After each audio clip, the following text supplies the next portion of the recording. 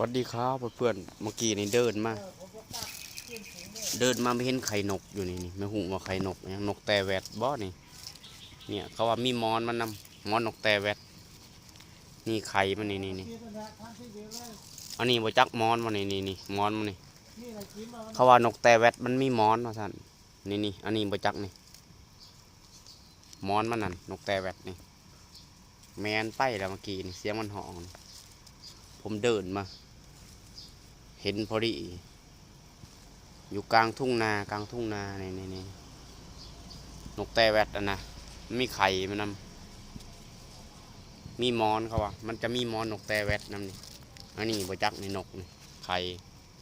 แล้วก็มอนมูลมันนี่เขามอนนกแต่แวดครับเพื่อนๆนี่นี่